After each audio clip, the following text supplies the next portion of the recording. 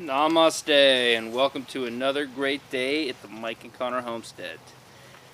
Just getting ready to enter the hive. The plan is for today to see if they're actually populating those hives that I put down at the bottom. If not, if those hives are unpopulated with either honey or baby bees, which be brood, I am going to take that comb out and replace it with a whole different frame. From the bee club, I was told that if they're not populating it, you might as well just put in that yellow center so that they know, hey, I'm supposed to put a hive here. So that's the plan today. So let's see what we got. I just don't want them connecting the hive to other frames, so I want each frame to have the hive on each frame. And I've noticed that they were connecting it to other frames, and I didn't like that. So, man, that thing is feeling full. It looks like they are actually doing a good job down here. Wow. Definitely looks like they're starting to do something down at the bottom hive. Let's see what we got. I'm just going to start opening them up, and so you can see this one, they have connected it to both the side and the bottom. So that is a really good sign. I'm actually going to leave this, I think, because it looks like they've done some work to it to connect it into the frame, and I like that, so I'm going to leave it. I know I may switch some of these out, but that one I really like, so I'm not going to switch out, because I think that if they're building off of it, that is a sign I don't want to mess with it. This one, again, they did actually put it on to the frame itself. I think, again, it's unpopulated, but I'm going to leave it just in case. I may start switching these out at some point, but if they are actually doing what they're supposed to with it, I think that that's a sign I should probably just leave it alone.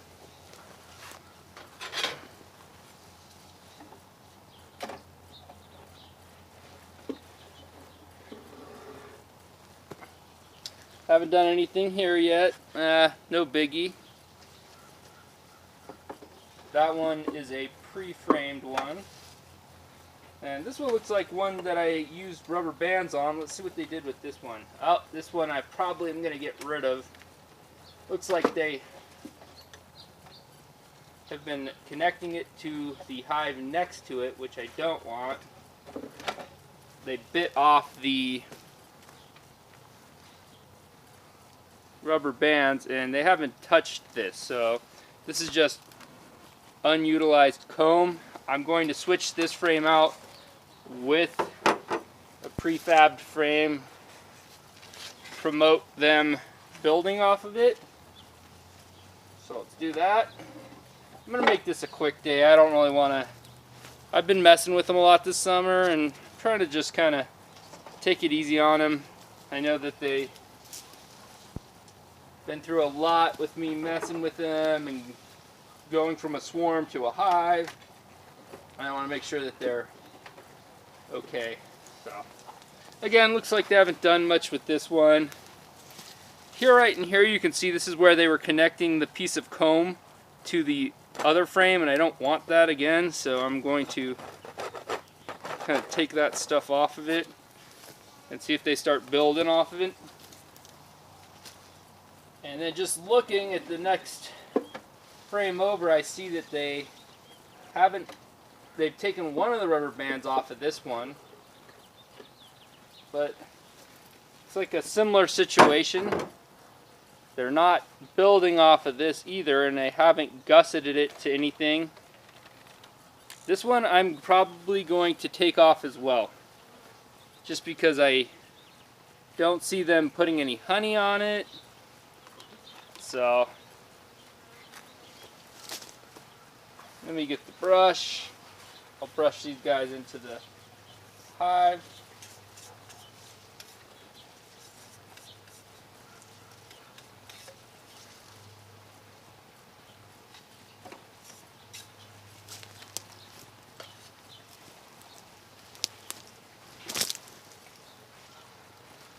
And I think the reason it's so much more calm today is because I actually think the majority of the bees are in the top, and I haven't really messed with the top at all, so yeah,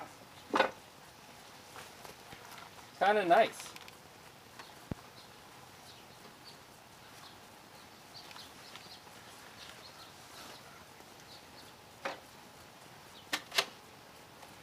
Alright, I got 3 left to go. Oh, they're starting to build here. You can see it's like a little bit. Looks like this is a place where they had actually tried to put 2 frames together again. So let's see what we got going on over there. It looks like they may be not doing what I want them to do over here as well. And here you have another piece of hive they're not really doing much with.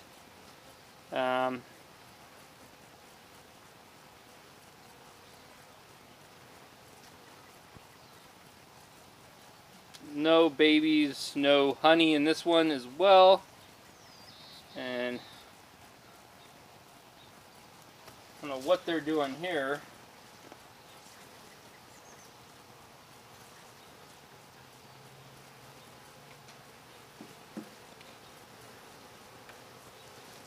Doesn't look like they're too happy with me doing what I'm doing to them, but whatever. Not too bad, not like last week or the weeks prior. Just gonna get them off this frame so I can put in a good frame. Now what I'm going to do with these frames is I'm going to put the yellow back in them and then just redo it, just so that I don't want to be putting that yellow center in while I'm suited up and have bees flying everywhere. So I'm going to go in the garage and do that after I'm done. I figured that would be the safer way to handle this. That way that I'm limiting my time in the beehive.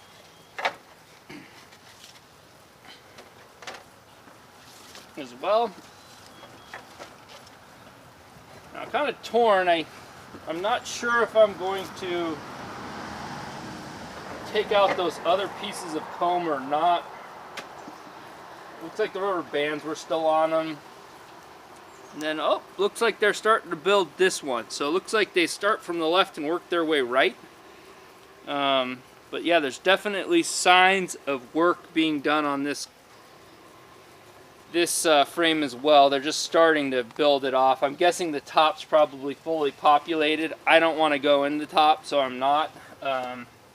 They're building right here as well. So I'm going to put this back in and let them continue doing what they do. But that's all I'm going to do today, I think. I'll probably go back in 2 weeks, see what they're doing with that unpopulated comb. Looks like they've actually done some work with those 2 pieces of comb because they're actually now attached. So, and what I think I'm going to do with these unpopulated combs is get them out of the way. I'll be right back. Just putting them in a place to where the bees don't journey to them.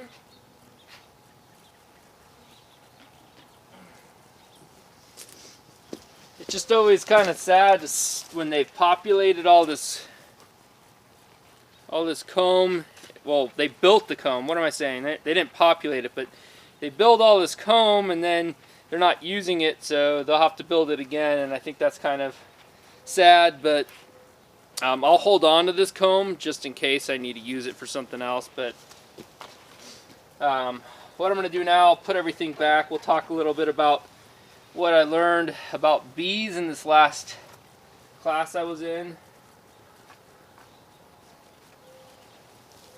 So let me go ahead and put the top back on here. Let them kind of continue their day. Oh man, that thing is super duper heavy.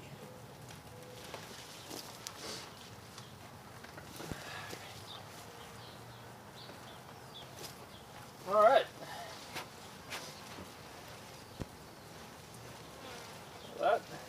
That wasn't too bad at all. Oh man, like the easy days. So, now that I got this comb here, I can kind of talk to you a little bit about how they do this. Now, they use Propolis, which is their method of antibacterial kind of sanitation, I guess you could say, to take the bacteria out of the comb. So when they say say this is capped, which means there's the top of these combs are covered, and I want to take a hot knife and take off the covers to extract the honey. Well, after I extract the honey, I'm just going to put that frame back in, and they're going to fill it again, hopefully. But before they fill it, they put Propolis in each piece of comb to assure that it's antibacterial. That way the honey lasts indefinitely, and that's what gives it the shelf life of forever. So if you were to do like an uncapped nectar, which would be honey that just hasn't been capped, I think they may do some other stuff to make it honey, the nectar will go bad because it's never been covered. They haven't fully antibacterialized it, and when there's bacteria in the nectar, that's what makes it have a shelf life. That's what makes it go bad.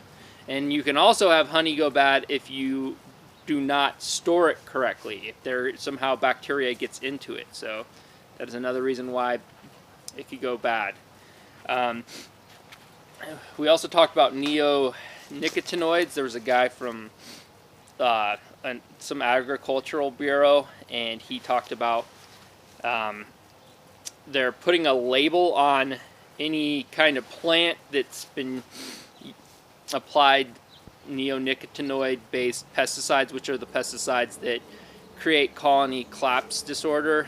They're not good for the bees, and I think they've proved that now. So you may see at Home Depot or Lowe's a bee sign on plants and pesticides, and that's a sign that it's bad for bees. So if you are sensitive to the bee population and want to help out, look for the bee label. I don't know when it's going to come out, but it is coming. I know that there are roses. I was told there was a woman who bought roses at Home Depot that had a little very fine print that said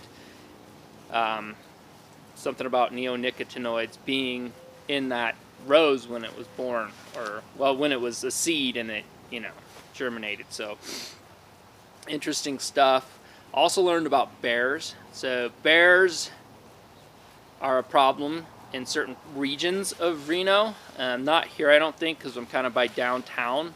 I'm about, I would say, 2 miles in from the city limit, so I don't think I'm gonna have any issues. You never know, though, of course. But if a bear finds your hive, I think they normally come back every year, which is really tough to deal with. So some guys have been talking about harvesting their honey early, just to assure that the bears don't get it, because the bears don't come down till later in the season, in late fall, before they're going to hibernate. So a few interesting facts. I really hope that bears don't come down here. I think that skunks and raccoons are other real issues, so those are probably my bigger concerns, because I also have fruit trees and chickens, which are also things I'm sure that raccoons and skunks would love. So I have to be a little careful about that. That's why I put it on 3 of these C blocks, just to keep it a little higher off the ground for protection for the bees. And then lastly, I have a lead on another hive, a swarm, and I'm going to try and go out there and pick it up so that I have 2 hives. I think 2 is better than 1. That way that if you lose a queen, you can marry 2 hives together, which would mean that you kind of acclimate the bees who don't have a queen to the other hive, and then they make one big hive.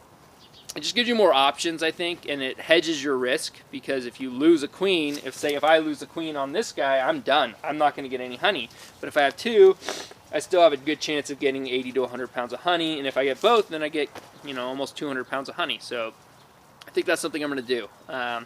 But I'm waiting for a call back. They're going to send me some pictures and make sure they are honeybees, because of course I don't want to mess with them if they're not. So with that, I want to say, as always, mahalo for watching. I will be continuing to make more videos. I apologize, I took a little break there. Just felt like I needed to get caught up on a bunch of work around here, because I am a workaholic and the work's always there. So I'll stay tuned, and I'll see you next time.